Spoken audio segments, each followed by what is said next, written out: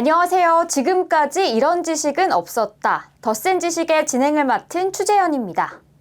네, 요즘 정말 세상을 뜨겁게 달구고 있는 주제가 있는데요. 바로 이란 전쟁 관련 이슈입니다. 오늘 특별한 전문가분 모셨는데요.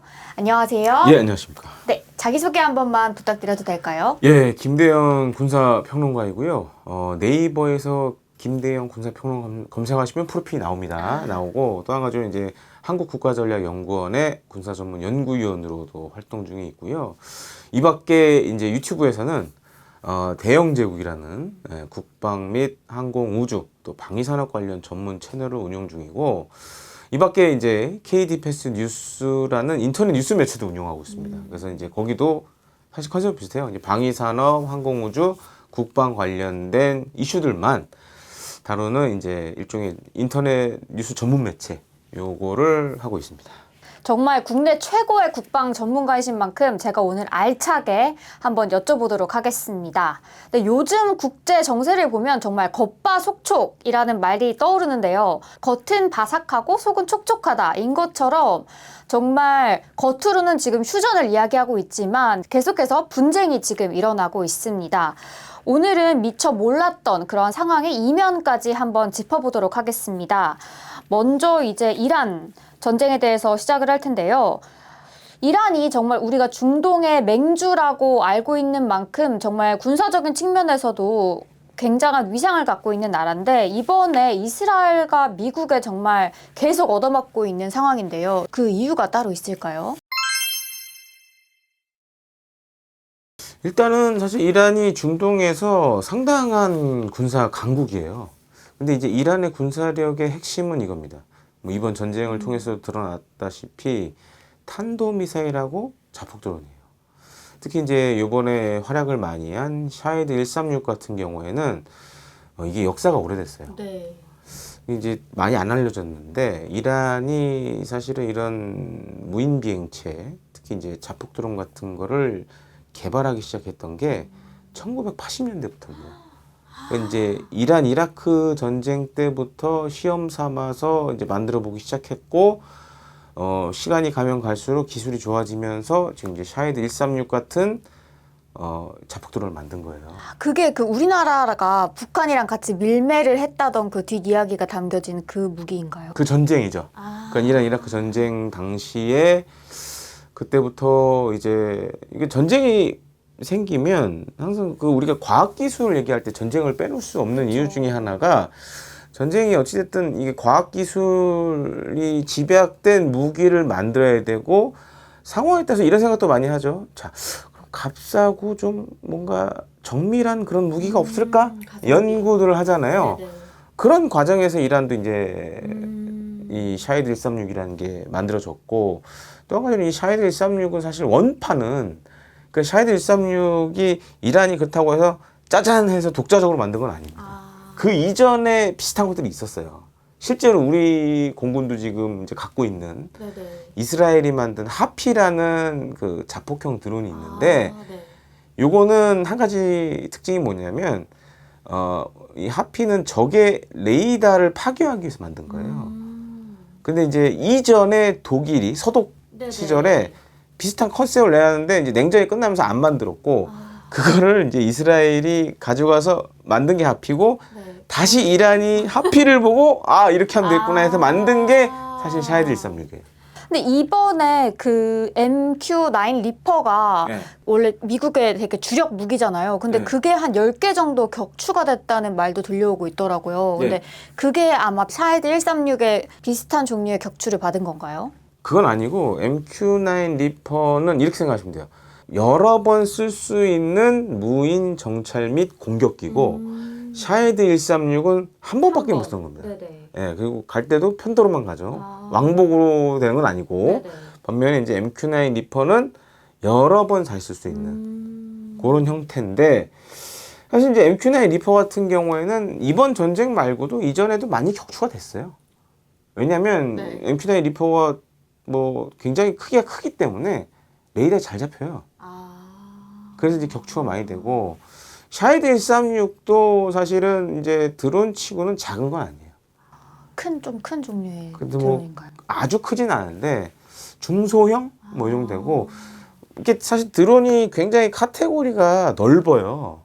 큰 거는 정말 이제 MQ9 리퍼 같은 오히려 뭐 글로벌워크 같이 네. 거의 무슨 항공기 크기만 한 것도 있고 네.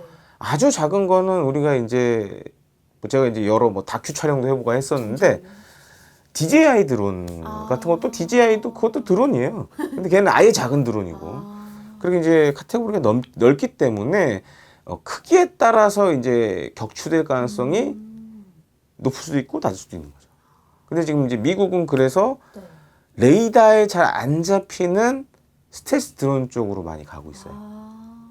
그래서 우리나라도 지금 저피탄 무인기, 그러니까 이제 스텔스 성능을 가진 무인기 쪽으로 지금 연구 개발을 많이 하고 있습니다.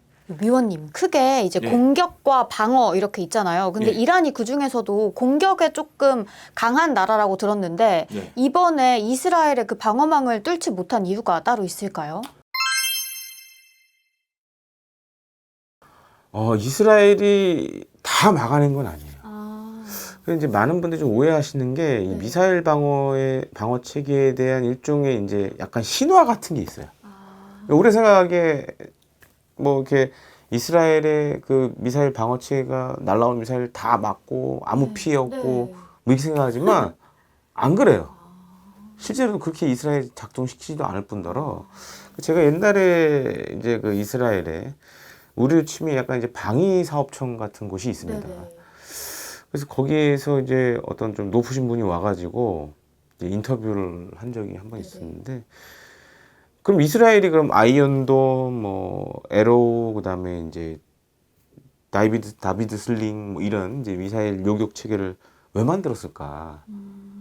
그걸 좀 생각을 해봐야 돼요. 왜 이게 필요한가 얘네들? 외부의 겁주기요?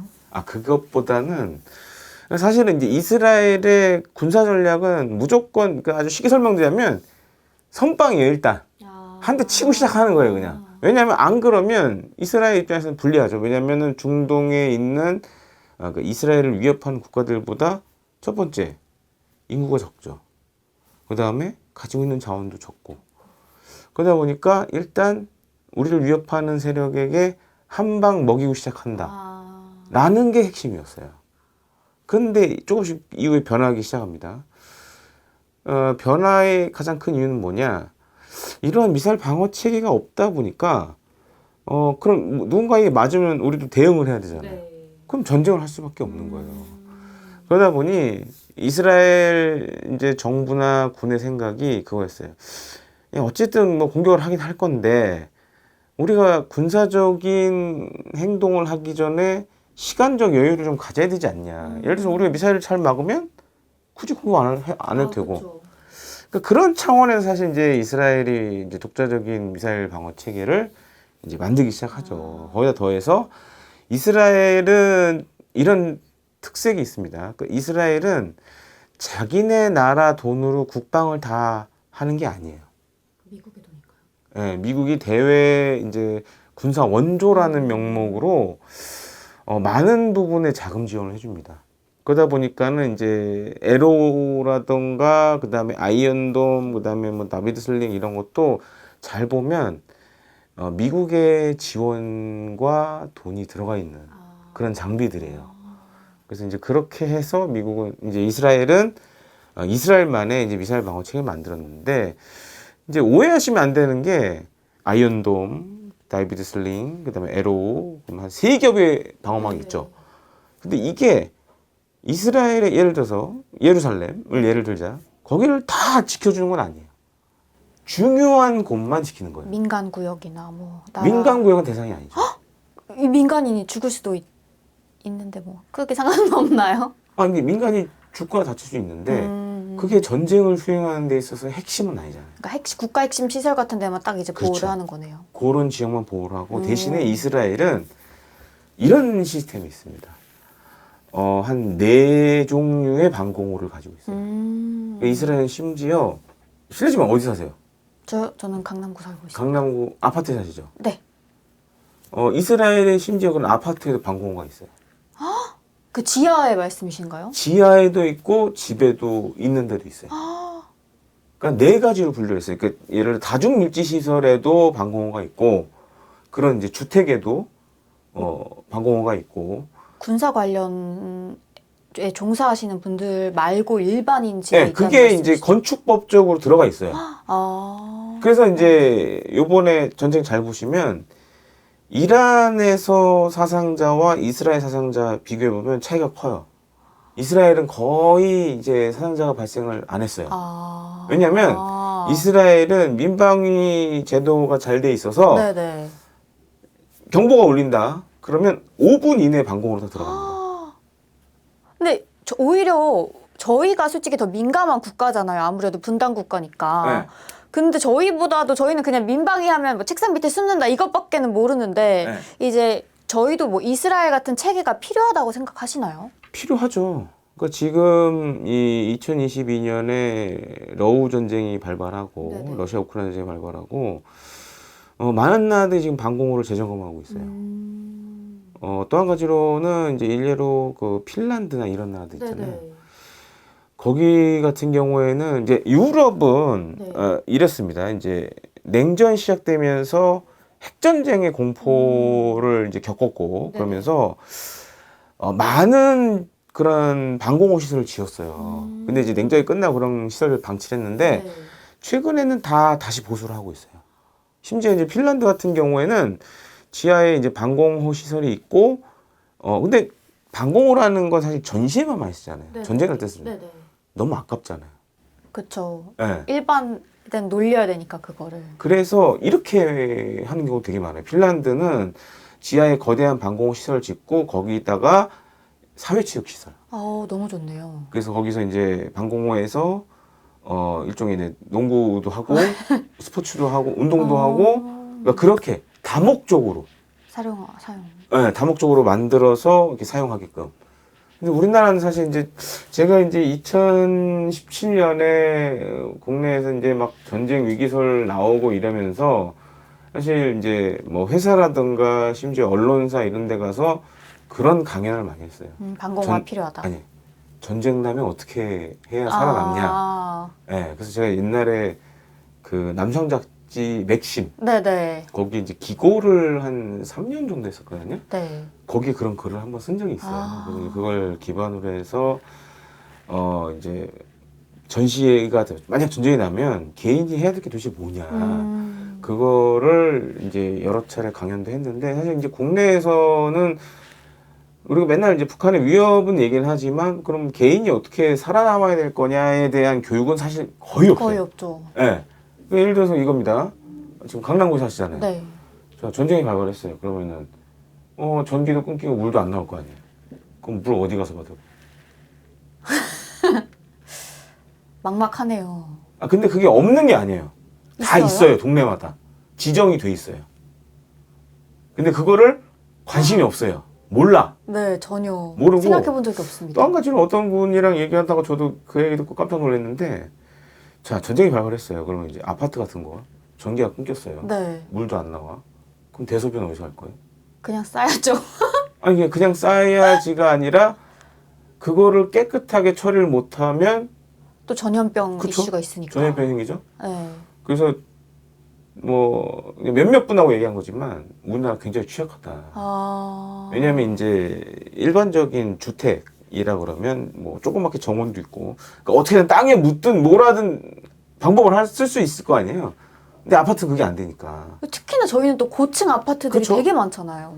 그리고 이제 고층 아파트 같은 경우 예를 들어 이런 것도 있습니다. 전기가 끊기고 만약에 피격을 당했다. 네. 그럼 어디로 도망갈 거예요? 뭐 옥상에서 헬기를 기다려야 되나요? 아니 그 예를 들어서 이제 뭐 그런 일이 생기면 안 되겠지만 북한이 서울 향해서 막 포탄을 막 쏜다. 어떻게 할 거예요? 방법이 없잖아.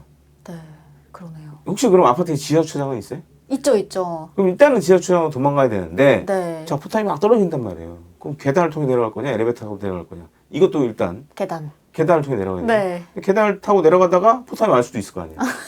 그렇죠?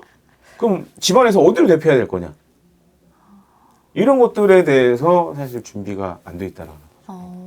근데 이스라엘은 이제 90년대 초에 걸프전이 터지면서 이스라엘이 처음으로 그때 이제 이라크가 쏜 스커드 미사일 공격을 당해요.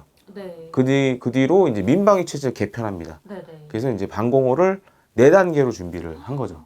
네. 그래서 이스라엘은 그런 준비가 완벽하게 되어 있는 거고, 그 미사일 요격으로 안 돼도 인명 피해는 적을 수밖에 없는 게 그런 체계가 갖춰져 있고, 이란은 그런 게 없는 거고, 예, 그런 차이가 있었죠. 오히려 그 중동의 맹주라는 그게 또 허점이 된 케이스기는 하네요. 그것도 그렇고, 요번에 이제 이스라엘 말고 UAE라든가 네. 뭐 사우디, 뭐 바레인, 그 이제 이란 맞은편, 페르시아만 맞은편에 있는 나라들도 공격을 다 받았잖아요. 받았어요. 이번에 공통적으로 나온 문제가 뭐였냐? 방공호가 없다. 그러니까 UAE, 아부다비나 이제 두바이. 이번에 이제 공격을 많이 받았어요. 이스라엘보다 더 많이 공격을 받았어요, UAE가. 관광객들 다. 네. 근데 보면은 영상들 보면 주차장으로 들어가거나 그 방공호가 없는 거예요. UAE도 사실상. 똑같은 상황이 생겨버린 거죠. 그래서 아마 이번 전쟁이 뭐 끝나면 UAE도 그런 방공호 체계를 다시 좀 재검토하지 않을까, 그렇게 좀 예상이 되죠. 이제 UAE와 그 이스라엘 이야기가 나와서 그런데 원래 되게 걸프전 이후에 되게 냉랭한 관계였잖아요. 네. 근데 이번을 계기로 군사적 동맹 관계가 어느 정도 형성이 됐어요. 근데 이게 차후에 중동 정세에 어떤 영향을 미치는지 궁금합니다. 그러니까 이스라엘과 UAE는 사실은 전쟁 전부터 외교 관계를 맺고 있는 나라입니다. 그래서 이걸 아브라함 협정이라고 하는데, 이제 이슬람 국가 중에서도 이스라엘하고 외교 관계를 맺고 있는 나라들이 몇 나라가 있어요. 그 중에 하나가 UAE였어요. 그래서 UAE 같은 경우에는 요번에 뭐 아시다시피 이제 천궁2 UAE에서 굉장히 이제 뭐 요격률 90% 이상. 근데 이제 UAE가 우리나라의 천궁2만 산 게 아니라 이스라엘에서도 지대공 미사일을 샀어요. 그래서 실제로 운용을 하고 있고, 또 한 가지로는 또 이번에 이제 그 페르시아만 주변 국가들 가운데 이란에 굉장히 강경한 입장을 취한 나라가 UAE. 네, 사우디아라비아는 약간 좀 미적지근한데. 그러면서 이제 이스라엘이 이번에 아이언돔, 이스라엘 갖고 있는 이제 이 아이언돔을 지원해줬고, 실제로 이제 이스라엘 군도 파견이 됐었고. 예. 네. 이거는 사실 이제 그 걸프 연안 국가, 그 페르시아만 연안 이슬람 국가 가운데는 처음이죠. 네, 처음이고, 향후에도 이스라엘하고 UAE 관계는 더 끈끈해지지 않을까, 이렇게 좀 생각이 되고, 저는 사실 UAE를 갔다 와봤습니다. 어떤가요, 분위기가? 전쟁 전에 갔다 와봤는데, 근데 이번에 이제 사실 UAE가 타격을 많이 받았어요. 왜냐면 저도 이제 두바이, 아부다비 두 군데 다 가봤는데, 두바이는 아마 이제 인스타 하시는 분들은 꼭 가봐야 되는. 아, 너무 경관이 아유, 포하러 와서요? 저도 이제 인스타를 하고 있는데 거기서 찍은 사진들이 조회수 잘 나왔어요. 정말 멋있어요, 가면. 난 초콜릿을 좋아해서 두바이 초콜릿을 먹으러 꼭 가보고 싶었는데 그것보다는 전쟁이 터지고. 예를 들어서 저기 뭐야 이런 뭐 중요한 멋있는 건물들 많잖아요. 네네. 저희 뭐 한국이 건설한 쇼도 하고 막 이러거든요. 거기서 찍은 걸 이제 인스타에 올렸는데 제가 봐도 정말 너무 멋있더라고요. 그런 게 있었고, 아부다비는 좀 사실 이제 그런 게 좀 적긴 한데, 그래도 좀 이렇게 생각하시면 돼요. 싱가포르를 갔다 오신 분들이 만약에 두바이나 아부다비 가보시면 싱가포르랑 많이 비슷한데 좀 그렇게 좀 계획된 도시. 건설된 약간 그런 도시인데, 근데 이제 두바이하고 아부다비가 사실 중동에서 이런 금융 허브, 뭐 관광 이런 걸로 굉장히 중요한 도시 중에 하나였는데, 이번에 이제 이란의 공격을 받으면서 데미지가 적지 않았죠. 네, 이제 미국 이야기를 들어가 볼 텐데요. 네. 미국이 이번에 호르무즈 해협의 역봉쇄 카드를 꺼냈잖아요. 이제 그러면서 이제 이란이 오히려 자기가 꺼낸 칼을 자기가 맞는 그러한 이제 형국이 됐는데, 이 역봉쇄라는 게 어떤 의미를 가지고 있고 또 정확히 어떤 건지 설명해 주실 수 있을까요? 사실 이번 전쟁에서 가장 이제 미국의 패착 중에 하나가 사실은 전쟁 발발하고 나서 이 호르무즈 해협의 통제권, 그러니까 통관과 관련된 거를 미군이 군사작전을 통해서 확보를 했으면 아마 금방 끝났을 거예요. 근데 요걸 놓쳤어요. 요걸 놓치고, 그러다 보니까 이제 전쟁 뭐 지금 이제 일단 휴전 상황이지만 네네. 군사작전 후반기로 가면서 꺼낸 카드가 역봉쇄입니다. 아. 그러니까 호르무즈 해협을 장악은 다 못하니 네. 호르무즈 해협에 들어가기 초입 거기 이제 오만만이라고 그러는데 네. 거기서 봉쇄를 하는 거예요. 아. 그래서 이제 이란 같은 경우에는 이제 이란도 전쟁하려면 돈이 필요하잖아요. 네네. 석유, 천연가스 팔아야 되는데 보통 다 배로 다 네, 하는데. 그렇죠. 근데 호르무즈 해협의 통제권을 이란이 갖고 있다 보니 이란이 필요로 하는 배들, 그러니까 이란과 친한 나라들 그런 배들은 통과시켜줬어요. 그러니까 미국이 지금 역봉쇄는 그거 못하게 하겠다. 그리고 이제 이란은 지금 이제 핵과 미사일 개발 때문에 제재를 당하는 게 있어요. 그래서 그 제재 명단에 올라 있는 배들도 있습니다. 그래서 그런 배들이 이 호르무즈 해협을 빠져나오지 못하도록 그렇게 하는 게 바로 이제 역봉쇄인데, 이 역봉쇄 카드가 이제 장기화되다 보니까 이런 문제가 이란이 생기는 거죠. 그러니까 이제 원유를 생산하잖아요. 네. 그러면 이거 정제해가지고 팔아야 되는데. 팔아야 되죠. 네. 근데 지금 배가 못 나가잖아요. 그러면 어딘가에 경제적 고립이네요. 그죠, 어딘가에 담아놔요. 네네. 담아놓기 시작합니다. 근데 담는 것도 한계가 있죠. 한계가. 네. 그러면 결국에는 원유 생산 밸브를 잠궈야 돼요. 네. 근데 문제는 잠궜다고 해서 다시 풀었을 때 네. 이걸 바로 할 수 있느냐? 아, 아닌가? 그건 아니에요. 아. 시설을 또 준비를 하는 기간이 필요해요. 그러면 몇 주 걸리나요? 그게 상당 기간 걸릴 수도 있고, 왜냐면 올해 생산이 지연되면. 아. 그러면 이란이 한동안은 석유 수출 못할 수도 있다. 아. 그래서 지금 네, 발에 힘들어하죠. 불이 떨어지는 힘들어하죠. 거군요. 그래서 심지어 요새 최근에 어떤 일이 이란에 생기냐면 생산된 석유들이 암시장에서 팔려요. 암시장에서 팔리고 또 한 가지로는 주변 국가들 지금 수출이 어렵잖아요. 네네. 다만 이제 이란하고 국경선이 맞닿은 나라도 있어요. 네. 그 국경선에서 지금 난리도 아니에요. 아. 그렇게 불법으로 이제 얻어진 뭐 휘발유, 경유 뭐 이런 것들 네. 몰래 이제 갖다 파는 사람들이 늘어나고 있고. 그런 그런 게 또 상황이죠. 문제가 있네요. 네. 근데 이번에 특히 이란의 내부 분열이 또 문제가 돼서 이게 또 저희 전쟁에 미치는 바가 또 크다고 들었거든요. 예. 근데 이건 또 무슨 얘기일까요? 지금 사실 내부적으로 굉장히 힘들어요. 아까 제가 이제 암시장 얘기도 네. 했지만, 석유 암시장 얘기도 했지만, 그러다 보니, 첫 번째 문제.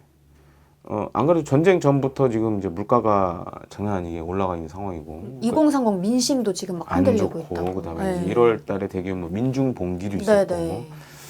여론이 안 좋아요. 근데 전쟁이 발발했잖아요. 근데 전쟁이 발발하면, 일단 뭐, 이제 민심이 좀 모아지죠. 네네. 어쨌든 미국이나 이스라엘이 이제 공습을 네네. 한 거니까 거기다 이제 하메네이를 비롯한 20여 명의 이란 최고 지도자들도 사망을 했고, 그러다 보니 이 민중의 그 이제 어떻게 보면 이제 정부에 대한 반대되는 목소리가 싹 줄어들었죠. 그런데 지금 휴전 상황이잖아요. 그러면 이제 다시 이 생활을 돌아볼 수밖에 없죠. 물가 여전히 높고, 또 한 가지로는 이제 자유는 계속 억압돼 있는 상황이 되고, 그러다 보면 저는 오히려 걱정되는 게 이제 전쟁이 끝나면 이란이 어떻게 될지 모른다. 또 뒤집어질 수 있다. 이란 내부에서. 그렇죠. 이제 그런 문제도 있을 수 있고. 그래서 사실 지금은 어떻게 보면은 폭풍전야다. 폭풍전야. 예, 폭풍전야다. 라고 좀 많이 생각이 되죠.